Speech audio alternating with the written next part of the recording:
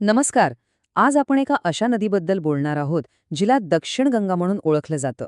हो, आपण गोदावरी नदीच्या पवित्र आणि विशाल प्रवासाची कहाणी पाहणार आहोत. चला तर मग, या जीवनदायिनी नदीच्या उगमापासून ते संगमापर्यंत तिच्यासोबत एक प्रवास करूया. चला, सुरुवातीलाच एक सोपा पण महत्वाचा प्रश्न. दक्षिण गंगा हे नाव ऐकल्यावर डोळ्यासमोर कोणती नदी येते? या एका नावातच एका महान नदीची ओळख आणि तिचं महत्त्व दडलेलं आहे, जे आज आपण समजून घेणार आहोत. आणि ह्या प्रश्नाचं उत्तर आहे गोदावरी. तिला फक्त दक्षिण गंगा नाही तर वृद्ध गंगा असंही म्हणतात. ही नावं तिच्या अफाट सांस्कृतिक आणि भौगोलिक महत्वाचं प्रतीक आहेत. विचार करा, द्वीपकल्पीय भारतातली ही सर्वात मोठी नदी आहे. चला तर मग या प्रवासाला तिथून सुरुवात करूया, जिथे या महान नदीचा जन्म होतो. हे ठिकाण फक्त एक भौगोलिक जागा नाहीये, तर ते श्रद्धा आणि संस्कृतीचं एक मोठं केंद्र आहे. गोदावरीचा तब्बल 1465 किलोमीटरचा महाप्रवास सुरू होतो तो महाराष्ट्राच्या नाशिक जिल्ह्यातल्या त्र्यंबकेश्वर जवळच्या ब्रह्मगिरी पर्वतातून. समुद्रसपाटीपासून चक्क 1067 मीटर उंचीवरून हा प्रवाह न थांबता वाहत राहतो. आता या उगमाचं धार्मिक महत्त्व तर प्रचंड आहे. त्र्यंबकेश्वर हे फक्त उगमस्थान नाही, तर ते भारतातल्या 12 ज्योतिर्लिंगांपैकी एक आहे.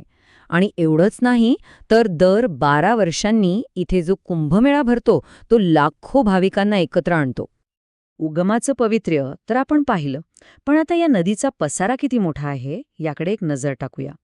गोदावरी आणि तिचं खोरं किती विशाल आहे हे आकडे ऐकून खरंच आश्चर्य वाटेल. हा आकडा बघा, 1465 किलोमीटर. या प्रचंड लांबीमुळेच गोदावरी ही गंगेनंतर आपल्या देशातील दुसरी सर्वात लांब नदी ठरते. आणि आता हे बघा, 10%, म्हणजे गोदावरीचं खोरं इतकं मोठं आहे की ते भारताच्या एकूण जमिनीपैकी तब्बल 10% भाग व्यापतं. अविश्वसनीय आहे नाही का? ही नदी फक्त एका राज्यातून नाही वाहत, तर तिचं विशाल खोरं तब्बल 7 राज्ये आणि एका केंद्रशासित प्रदेशात पसरलेले आहे. त्यामुळे ती एक खूप महत्त्वाचा आंतरराज्यीय जलस्रोत आहे. आणि यात सर्वात मोठा वाटा आहे तो महाराष्ट्राचा, जवळपास अर्धा. आता बघा, कोणतीही एवढी मोठी नदी एकटी वाहत नाही, बरोबर? तिला अनेक लहान मोठ्या नद्या येऊन मिळतात. चला, आता गोदावरीला समृद्ध करणाऱ्या तिच्या उपनद्यांबद्दल जाणून घेऊया. गोदावरीला असंख्य उपनद्या येऊन मिळतात. हे जाळं इतकं गुंतागुंतीचं आहे की अभ्यासासाठी या संपूर्ण नदी प्रणालीला तब्बल 12 उपखोऱ्यांमध्ये विभागलं गेले. इथे ना एक खूप इंटरेस्टिंग गोष्ट आहे. सर्वात लांब उपनदी आणि सर्वात मोठी उपनदी ह्या दोन वेगळ्या नद्या आहेत. मांजरा ही लांबीला सर्वात जास्त आहे, तर प्राणहिता ही पाणलोट क्षेत्राच्या बाबतीत सर्वात मोठी आहे. ती एकटीच गोदावरीच्या एकूण खोऱ्यापैकी 34%, म्हणजे 1/3हून जास्त भाग व्यापते. अर्थात फक्त याच 2 नद्या नाहीत. पूर्णा, प्रवरा, पैनगंगा, वर्धा, इंद्रावती आणि शबरी अशा अनेक महत्त्वाच्या उपनद्या गोदावरीला येऊन मिळतात आणि तिला खऱ्या अर्थाने महाकाय बनवतात. नद्या फक्त जमीन नाही घडवत, तर त्या संस्कृती आणि शहरंसुद्धा घडवतात. आणि गोदावरीच्या काठावर वसलेली शहरं पाहिली की तिचं मानवी जीवनातलं महत्त्व लगेच लक्षात येतं. महाराष्ट्रातच बघा ना, नाशिक, कोपरगाव, पैठण, गंगाखेड, नांदेड ही सगळी महत्त्वाची शहरं गोदावरीच्या काठावरच तर वसलेली आहेत. त्यामुळेच तिला शहरी जीवन रेखा म्हटलं जातं.